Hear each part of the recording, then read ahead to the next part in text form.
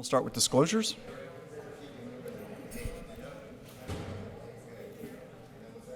We've had a lot of staff. I've had a lot of staff, but as well as that input from the community. I think that's it. Community and Main Street, Oceanside. Staff, community, and Main Street, Oceanside. Staff, community, and Main Street. Ms. Lorson, you're on. Good afternoon, Honorable Mayor and Council members. Deanna Lorson, Assistant City Manager. So this item is regarding establishment of the Downtown Oceanside Property and Business Improvement District. My presentation will cover what is a PBID, the Management District Plan, proposed modifications, the formation process, and a recommendation. By way of background, the city and Main Street Oceanside have established a number of goals for downtown, including to enhance safety and cleanliness, to improve customer, resident, and visitor experience, to attract and retain business and investment in downtown. As a result of that, Main Street Oceanside convened interested stakeholders and toured successful downtowns and identified property and business improvement districts, also known as a PBID, as effective mechanisms to help further those goals. They also retained the consulting services from Civitas and formed a steering committee to look at forming a PBID in downtown Oceanside. A PBID is a benefit assessment district authorized by legislation in California in 1994. It is a self-imposed and self-governed private sector assessment. Provides a special benefit to assessed parcels above those already provided by the city. Funds are collected on the property tax bill and are forwarded to a nonprofit owners association, and funds must be spent in accordance with the management district plan that is established when the PBID is formed. There are over 100 PBIDs in California, and some nearby examples include in Long Beach and San Diego. The Management District Plan is the governing document for the PBID. The PBID will have a duration of 5 years, starting on January 1 of 2020 through the end of 2024. Management will be by the Downtown Oceanside PBID Governing Committee, which will be a standing committee of Main Street Oceanside comprised solely of property owners and representatives paying the assessment. They will be responsible for managing the assessment funds, and they will have full decision-making authority. They will be subject to both the Brown Act and the California Public Records Act, and they will be required to make an annual report to City Council. Main Street Oceanside has submitted a letter requesting 2 changes based on property owner input that has come about through this formation process. They are asking that the PBID boundary be changed to delete properties north of Civic Center Drive and south of Seagaze Drive, and that the assessment rate for residential condominiums within the district be reduced by 50%. The City Council does have the authority to make these changes per the state PBID law at this public hearing. This slide illustrates the boundary modification. It would remove 96 properties, so originally encompassing 288 properties down to 192 properties focused on the core of downtown Oceanside. There's a larger map just showing the new boundary contained within Nevada, Seagaze, Civic Center, and then extending to the Strand. The second modification would reduce the residential condo assessment rate by 50%. So the modified assessment rates per square foot would be 25 cents a square foot for commercial, $18.75 for public, and $12.50 for religious and condo uses. And per the management district plan, there's a maximum 3% annual increase. The revised budget then would be $370,000 annually. The original budget was just over $500,000. Per the plan, funds must be spent in the categories identified, which is 41% for maintenance, 33% for safety, 13% for economic development and capital improvements, 11% for administration and advocacy, and then 2% in a contingency reserve. So just about 3/4 of the funds would be spent on clean and safe activities to improve downtown Oceanside. The formation process consists of 3 steps. The first step was back on June 19th when the City Council received petitions from 55.9% of property owners weighted by the assessment amount and initiated the formation process. The following day, a notice and Proposition 218 ballot were mailed to all property owners who would be subject to the assessment, and that started a mandatory minimum 45-day ballot period, which ends with tonight's public hearing.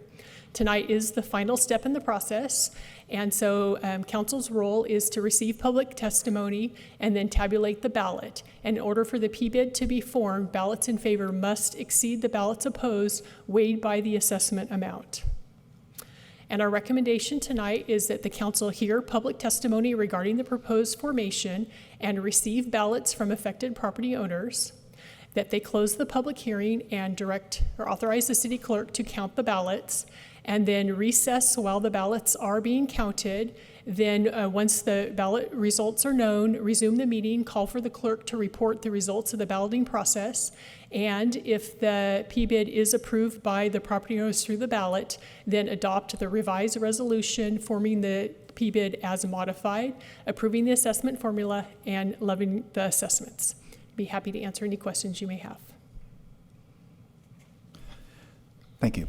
This is a public hearing. Are there any members of the public that we? So far, we have 6 speaker slips. Rick Wright, to be followed by Claudia Troisi, to be followed by Brenda Patel. Mr. Mayor, while I was in the room, I did not disclose, and if I may do that now, I did meet with representatives of Main Street Oceanside. I did talk to staff about this. I received a few emails as well. Thank you. Mayor Weiss, City Council members, Rick Wright, Executive Director for Main Street Oceanside. I have been pursuing my dream, my vision for a better downtown Oceanside for a very long time. Over the last 25 years, I have devoted thousands of hours trying to make downtown Oceanside a better place. Having a long-term vision for a better downtown hasn't always been easy. I have been kicked out of downtown businesses. I have received anonymous hate letters. I have been called anti-military and unpatriotic. Right here in this room, on camera, in front of the whole city, I was called a criminal and told I was going to jail. I only mention these things to demonstrate that there has always been opposition to our vision of downtown. There always will be, and I know that. But I have always been willing to listen and to compromise, and that's what we have done here with the formation of this PBID. We know that the formation of the PBID was supported by longtime Oceanside property owners such as the Aldrich family, the Rorick family, Larry Hatter, Evan Huckabee, and the St. Mary's Catholic Church. The PBID has also been supported by new property owners such as Pelican Properties, GF Properties, Wyndham Resorts, Ocean Place, Oceanside Beach Resort, Jaime Osuna, owner of Swami's Restaurant, Gabe Hogan, owner of LTH, and Excel Restaurants supported the formation of the bid.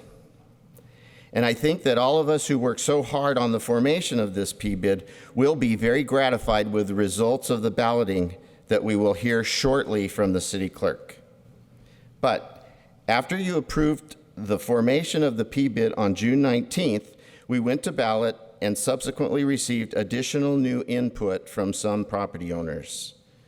In the spirit of listening and compromise, today we are recommending 1, a smaller footprint for the PBID, and 2, a lower assessment for the condo owners that remain in the new smaller district.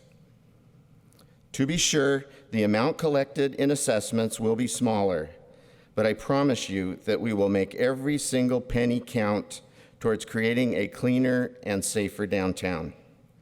I am asking you tonight for your vote to create the revised Downtown Oceanside Property and Business Improvement District. Trust me. Thanks. Claudia Troisi, to be followed by Brenda Patel. Good evening. Honorable Mayor, City Council. My name is Claudia Troisi. I live in the Seaside District, and I'm here to ask for your support for the PBID. The PBID has been proven to be a successful program in other cities, and it is an ability to provide services in a concentrated area for both the locals, the tourists, as well as the transients. The PBID has been successful in other cities that have had more issues than Oceanside has, and it has been a way to bring us to the next level in terms of our image in providing more services. It's also a way to ensure an equal experience throughout downtown. And that by that experience, I mean cleanliness, security, and marketing among all property owners, whether they're large or small, so that the experience to the resident or the tourist that is walking around downtown isn't faced with a property owner who is able to do more and a property owner who isn't, and the experience is not seamless. We all want it to be the best for the residents as well as the tourists. And the best way to do that is with the PBID. And finally, I do believe that the Main Street organization, through which they've proven through their management of the Sunset Market and the Farmers Market, are very capable of handling the people, the money, and the tasks necessary to make this PBID something that we can all be proud of. I ask that you vote yes for the PBID. Thank you. Brenda Batali or Bastali, to be followed by Elizabeth Holmes, to be followed by Steve Parsons. I'm Brenda Batali. I live at downtown Oceanside. I live in 301, well, it's Oceanside Terraces, 301 Mission Avenue. I spoke with you a few times ago and my opposition against the PBID for several reasons. One thing, and I do compliment the city of Oceanside and Rick and Guillermo, what they've done. I think Oceanside is great as it is. I feel, and I think Esther hit it on the head when she said pay to play, because I think this has been handled in that kind of situation. It's based upon the size of the property, and your big parcels of property are the Ute tribes, the 5 lots they own, the new hotels, the city of Oceanside. In fact, the petition didn't even get through until the city of Oceanside backed it. So you have people that, organizations that are in the process of building properties, and they're beholden to the city to get their properties approved, passed, and all that. So they're new to the area, and they are almost forced in their heart to pay for this. The city wants it, we'll do it, we're going along with it. So I think it is almost a forced pay to play, overlooking the businesses that are here, and he mentioned some that are excited about it. When I've talked to them, they're not, I don't know how they're voted, but they're not excited about it. We have in our building 38 owners there that our vote is nothing because we're just such a tiny little parcel. So I feel like we're not heard, and in fact, I appreciate that you are reducing the amount that we pay. And I notice you're reducing the perimeter of it, probably because a lot of those people didn't want to be in it. If, for example, the transit center didn't want to be in it, you didn't put them in the boundaries. So they planned it to have the people that were required to vote for it. So I think it was, and it's probably premature because they don't know what they need. I think if anything we need at Oceanside would be the city itself to have a nice street cleaning facility that has a guy 2 hours every day cleaning different streets. That's the one thing that our sidewalks need to be cleaned. So I appreciate your hearing my concerns, and it's probably going to pass because we have no say in it. If it does, I hope it's a success, but I don't think it was handled properly. Thank you. Elizabeth Holmes, to be followed by Steve Parsons, to be followed by Patrick Mejia. My apologies. Good evening. I'm here in opposition. My name is Elizabeth Holmes. I live at 301. I'm a neighbor of Brenda's. When I saw the information from city staff tonight, I was amazed. That looked more like a business plan than what I got. What I received was, how are the funds going to be allocated? And there is no dollar amount on here. There is no business case for this project. They can tell me how, what they have ideas on, but they're not telling me how they're spending it. I understand that the folks that are in the assessment will be responsible for managing that. And I just heard about the annual the report to the city, so my questions about what governance is over it is now answered. The lack of information to owners was very difficult to understand. When I looked at the original $500,000 budget with no explanation on how that money would be spent or allocated towards those proposed ideas, I can appreciate Rick's dream. We all love Oceanside, but I didn't quite understand why I needed to fund that dream. No contact, to my understanding from the information I received as an owner, no contact was made with OPD, Solutions for Change, North County Transit District, Marjorie Pierce, or Brother Benno's to understand what's currently being done, what the need is in the community in this specific area, and how we'd be able to help. There's no information on the admin or the advocacy for the person who is handling the money and managing this program. What's the salary of this person? It's $100,000. I want to sign up. Show me where to apply for the job. But that information's not in here for the owners. These FAQs, like I said, show no dollars. Tonight was the first time that I saw dollars. I now understand the oversight. Thank you with the annual report. I don't understand who the interested stakeholders were that they talked to. It's vague information. They're vague ideas. We don't have specifics. And if I were a business, this wouldn't make my business case, and I wouldn't fund it. So I would urge you not to. Thank you. Steve Parsons.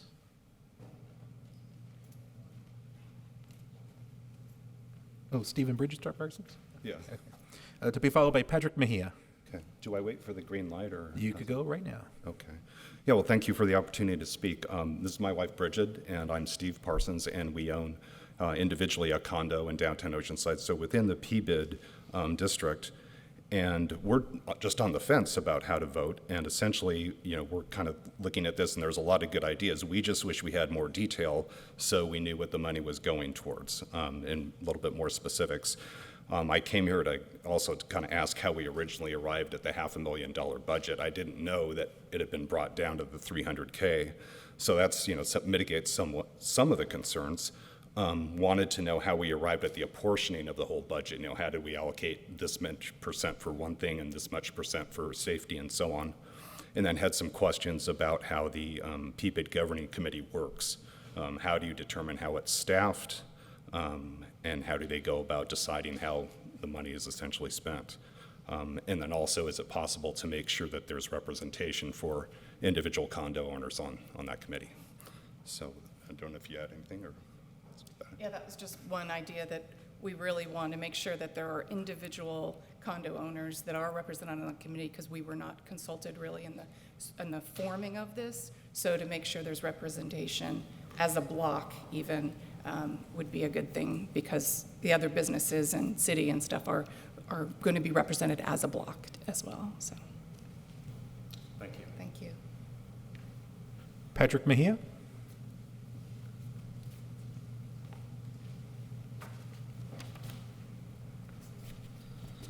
Good evening. My name is Patrick Mejia. I'm the executive pastor at Grace Christian Center, 311 Seagaze. I own a home here in Oceanside and own a home here for 25 years. Attended the church at Grace Christian Center at 311 Seagaze for 35 years. So I've seen a lot of the improvement downtown, and although I'm not opposed to improvement, we have watched many, many buildings go up around us and have been part of the cleanup and help of the city of downtown.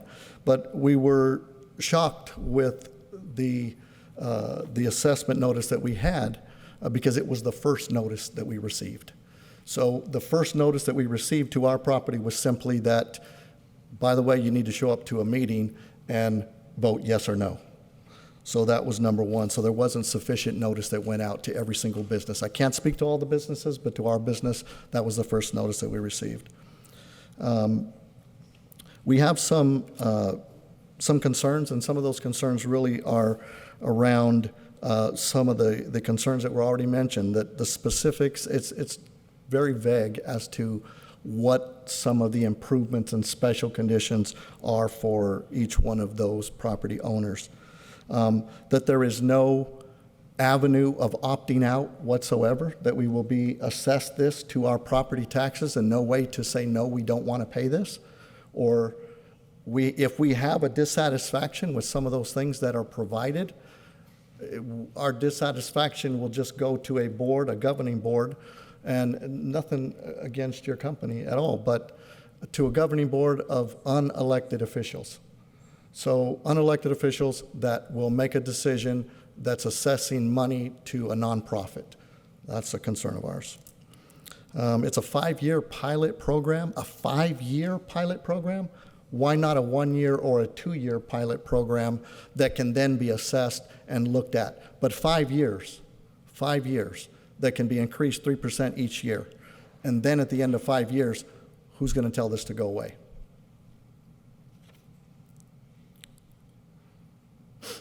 My last concern here is this will be morphed into something similar to an HOA that will essentially just be a fine funding assessing board that will go around and tell us, we have a very, very old building, 311 Seagays, very old building. And if and when we are already making improvements to that building, will this board tell us what color we can paint?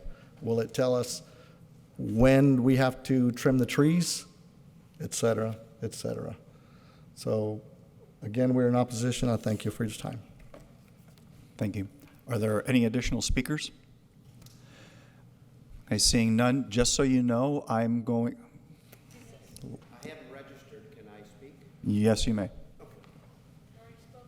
And just so you know, following the speaker, I'm going to ask staff to respond to some of the issues and questions.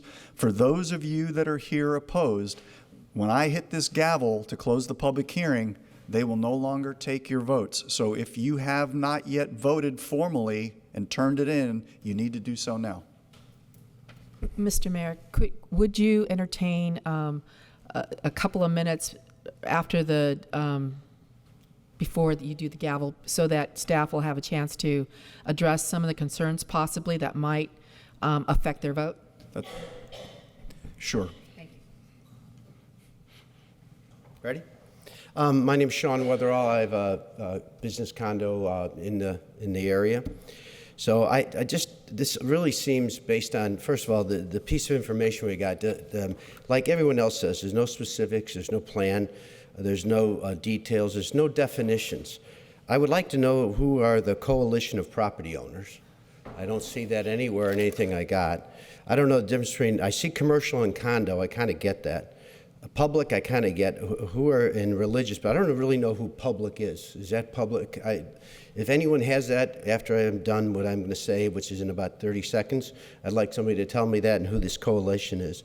But this really seems to be like a railroad type deal where we get this thing, and as somebody said earlier, only one copy, one notice, here it is, and my bill's going to be, I don't really care about the money as much. I'd like to know really where it's going, because once you start taxing like this, it just keeps going and going and going. Thank you.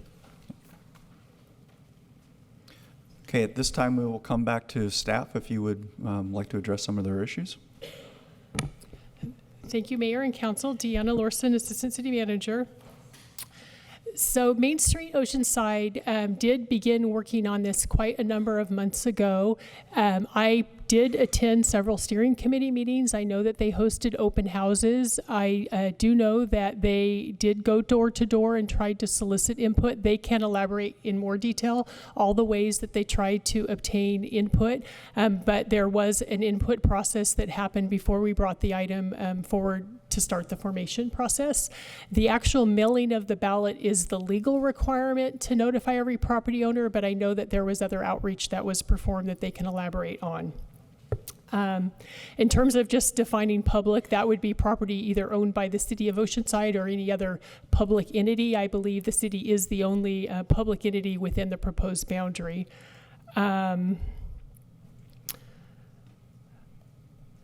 In terms of management, so the city council will need to enter into an agreement with Main Street Oceanside, delegating them the authority for managing the PBID. That agreement can include the criteria that council would want to see. There would be a requirement that they need to have bylaws in order to define how representation can be selected on their governing board. They would operate like a typical nonprofit with bylaws, operating procedures, etc., with the exceptions that they will be subject to the Brown Act. All their meetings will be open to the public. Agendas must be published, and any records pertaining to the PBID are subject to the Public Records Act and will be available to anyone who's interested. They then will prepare annual report to the city council that will come before the city council for review in order to place the assessments for the following year. That report would also include a recommendation of whether or not the 3% increase would be imposed. That report will demonstrate how the funds were spent and whether or not the plan has been complied with. It is only for 5 years. It cannot continue beyond 5 years without going through this formation process all over again. So it has a definite end. And in terms of the management district plan, a summary of the plan was mailed with the ballot to all property owners, but the complete plan is available. It was referenced that it was available in the notice that went out, and that can be provided to anybody that would like a copy. It's a public document. It does provide more detail about the eligible categories of expenditures, and that chart that I showed in my presentation came directly out of that plan. That pie chart is how the funds can be spent. And as I mentioned, the annual report will demonstrate that those funds have been spent in accordance with the plan. I hope that I've covered all the questions that were raised. Thank you. Is there anyone that needs additional time to go vote? I just would like to know if you can answer my question. She can get with you separate, but if you want to go vote now. I could also accept your ballots. Just make sure that your ballots are sealed when you hand them to me. Can I ask a question? Sure.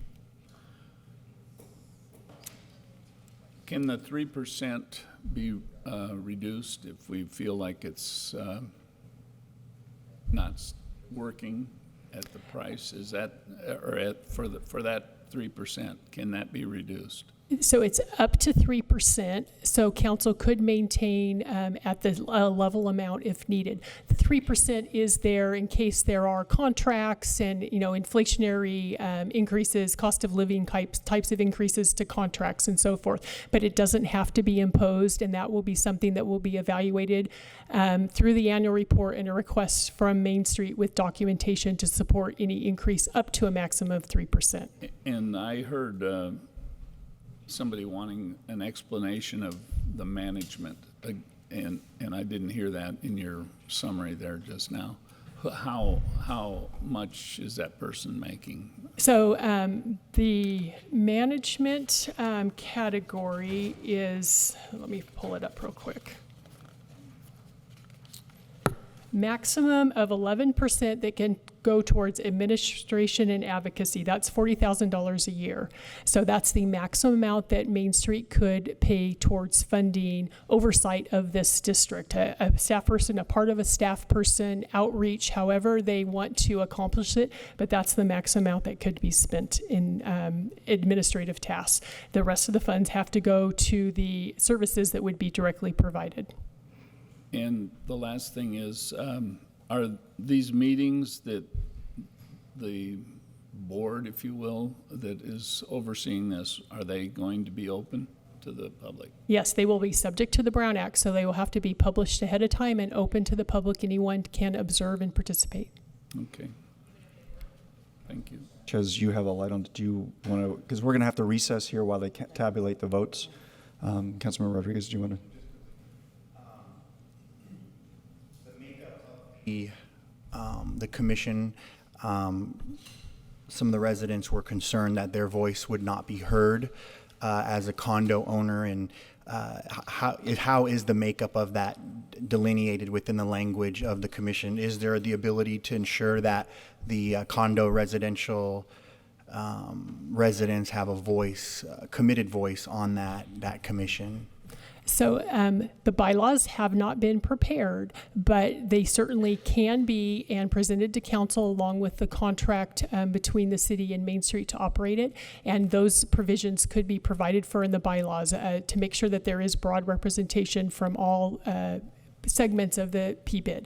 And so I think it seems clear that that's a concern, and I would certainly recommend to Main Street that that be included in the bylaws so that they do represent everybody that is in the district. Thank you. Okay, we're going to close the public hearing portion of this, and we are going to suspend, break, recess. We are, yes, we will. We're going to take a break on this item while they tabulate the results. Yes, we're going to go to item 31 in the meantime. Is Marjorie still here?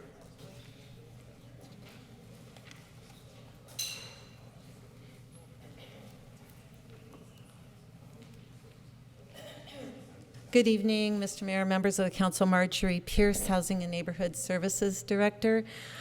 Staff is recommending that the council adopt a resolution to certify and approve the appointment of Wanda Thurston as an hourly extra help professional assistant.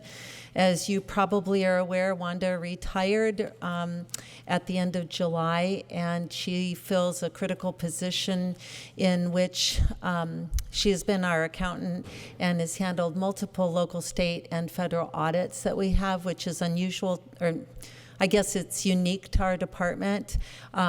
We have been designated as high performers and would like to continue in that vein.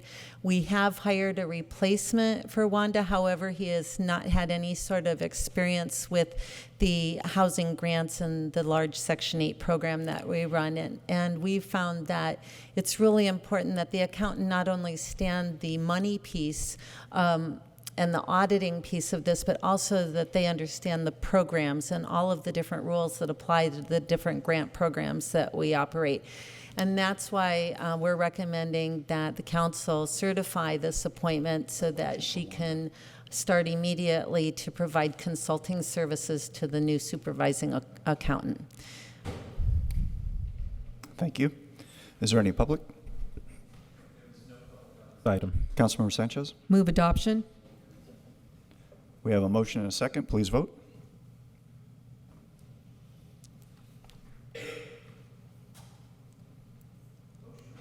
Five zero. Then with that, we will, I guess, take a break or take a recess. Now reconvene the suspended, adjourned, took a break, whatever, public hearing item, recessed. And we'll turn it over to our city clerk. Honorable Mayor and Council, the city clerk received a total of 106 ballots by the close of the public hearing tonight. 36 ballots representing 259,577.06 were cast in favor of district formation, and ballots representing $81,929.76 were cast in opposition. Of the ballots returned, 76.01% are in support of forming the district, and 23.99% are opposed. There is no majority protest. The council may take action on the district formation. Thank you very much. Let me make a quick comment. Mr. Mullen? Yeah, just for a clear record, there were a handful of written protests where the property owner signed but did not print their name. There was a couple where they printed their name but did not sign, and we would my direction to the staff tabulating the results was to count those and that we would waive any irregularity in the form of the written protest, which is allowed for specifically under the code. Sanchez? The numbers were 76% in support, is that right? The city clerk can provide those to you after the meeting if you'd like. All right, it is, there is a supermajority that is in support.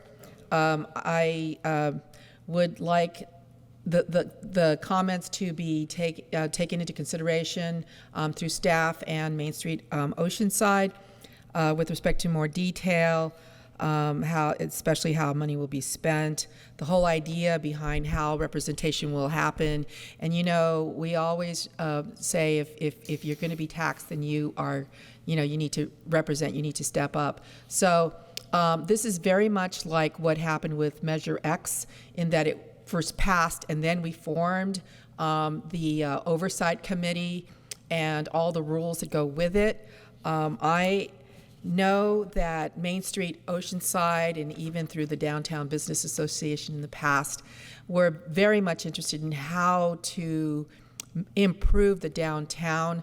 Lots of really great changes, but what the city does is provide a level of service to everyone. We have to be equal and treat everyone the same, including downtown. So that's why we don't do the more increased cleaning, if you will, cleaning of the streets and the sidewalks and things like that. And so I support the notion of a PBID. I'm actually very excited about it. I think it also will bring you together, the whole idea about having a vision of, how to make those improvements, have that discussion. 5 years is actually a very short time, believe it or not. It's going to go like this. But do please get involved. I think that, you can make it what you want. If you don't want to attend the meetings, and Main Street already meets once a month. You guys, once a month in the mornings, yeah. I guess somebody's suggesting that maybe an evening meeting. Is that what you're suggesting? Might be appropriate. Whoever said morning. Okay, fingers pointing. All right, in other words, have this discussion. When's the best time to meet? And I'm looking here. So the motion then is to, take action. Yes, please form this. And with all the hope that I have that this will turn out the best, for the best of Oceanside. And I share the vision with Rick, and I know that they've done such a great job with through Main Street Oceanside. This is a very, very public process with the Brown Act and notice. And I know one of the problems that they had was the ownership kind of contact information was difficult to get. Some people were weren't listed as owners in town. They were listed as owners out of town. So, this will help, I think, clear up the list and improve the list and improve the contacts. So very excited going forward. Thank you. Can we just clarify that the motion includes the formation of the district as it's been revised to Yes. reduce the property and revised. reduce the assessment? Thank you. Yes, that 50% reduction in cost to homeowners and the smaller district. Yes. I'll second that. We have a motion and a second. There's no other speakers. Please vote.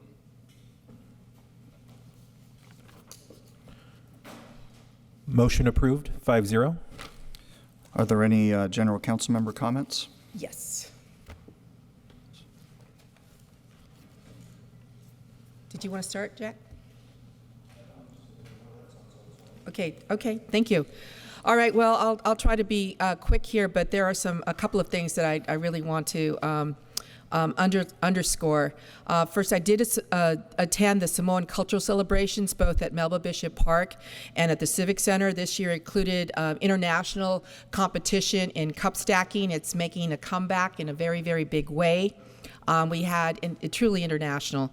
I attended the South Oak Community and Merchants Association meeting.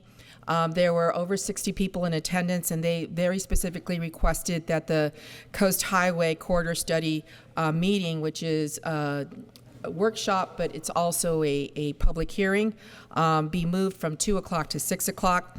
I attended the Main Street Oceanside meeting and meetings of the Crown Heights Neighborhood Association and the East Side Neighborhood Association. Also, especially last night's National Night Out with the Oceanside Police Department and the Oceanside Fire Department. I've participated in several discussions regarding homelessness, and I think that there are some very good projects out there that we could support. I attended the Sandag Shoreline Preservation Workshop, work group meeting, and this is something that's very, very important. There was a presentation about the demonstration project that was completed by Cardiff in Encinitas. It's called the Living Sand Dunes Project, and it's very exciting because this is a project that got a lot of support by Sandag as well as by the agencies involved. The whole idea was to save 101. If you saw the before and after pictures, which they presented to us, there was very little sand between the 101 and the waters starting. Now with the living dunes, and this is sand dunes, there is a much broader sand area. It's living in the sense that they even planted a few plants within the sand dunes, and there is now habitat on there and a path for the public to go through.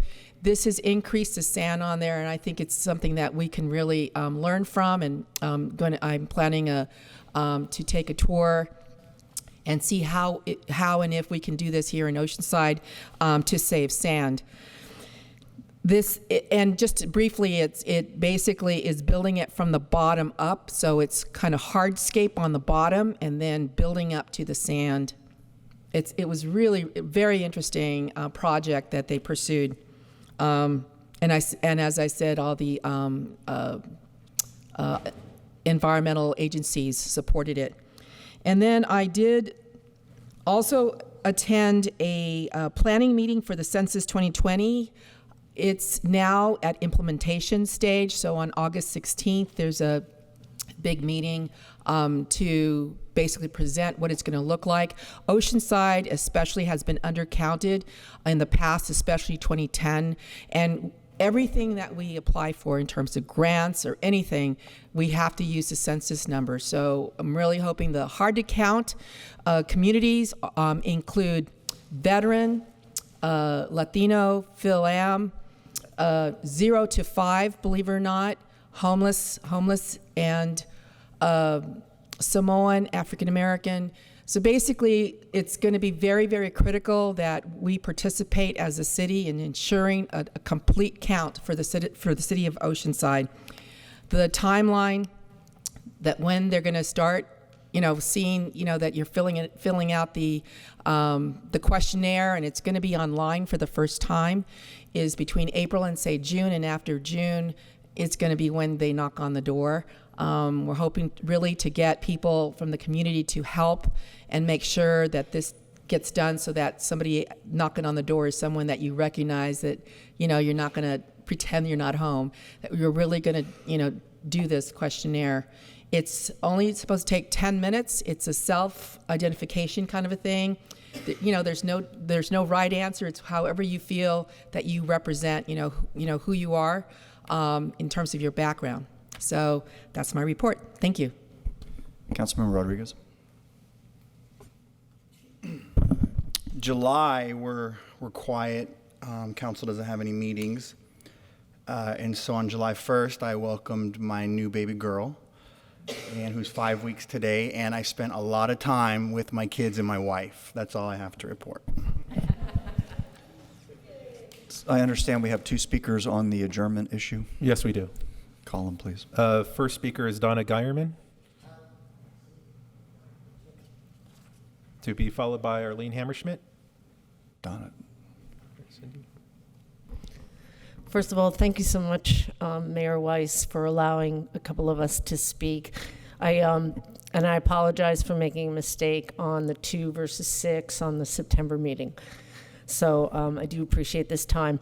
And I just want to make a formal request for the Coast Highway Vision Plan to be held at 6, because that, again, is a very critical vision that needs, more public. I mean, there's been a lot of public, but I think the public should have the final shot at 6 o'clock. And also I went to the South O community meeting, of course, and the majority, we definitely want the alternative 3 where we just have the crosswalks and beautification, and the majority of them wanted to have it at 6 o'clock so they could express themselves to you. So thank you very much for the time, and I really appreciate it. Thank you, Mayor, for taking 2 speakers on this adjournment. Arlene Hammerschmidt, Fire Mountain. I also attend the South Oceanside Business and Merchants and Residents Association meetings occasionally, and I happened to be at the last meeting. I agree, and I'm proud to be able to carry their message here. This is an important workshop that affects South Oceanside as well as all of Oceanside. And there's a lot of working people in South Oceanside. And I know it would be hugely appreciated if this workshop was held at 6 o'clock. Hugely appreciated. So please take that into consideration. 6 o'clock for that next workshop in your adjournment. Thank you very much. Councilmember Sanchez.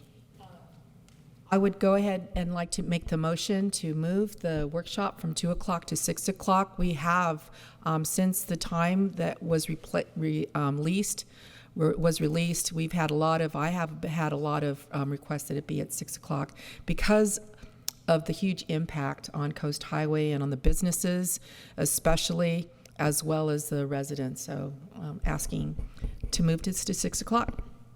Councilmember Keim. I'll second the move.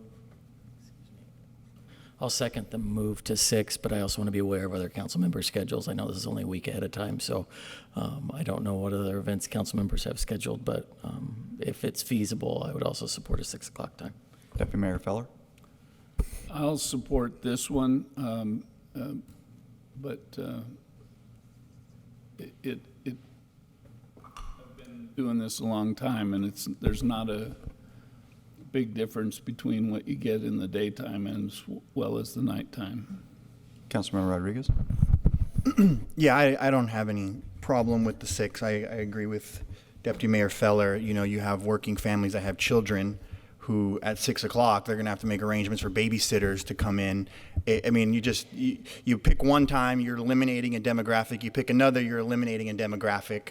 And so, but if, that's what the individuals that come to our council meeting keep advocating for and sending emails, that's fine, but you are eliminating a specific demographic regardless. So then with that, we will adjourn to the Mayor Council Workshop at 6 o'clock on Wednesday, August 14th. Do we want to vote? We can just adjourn. I mean, there's clearly support for it, so we will adjourn to 6 o'clock. Thank you.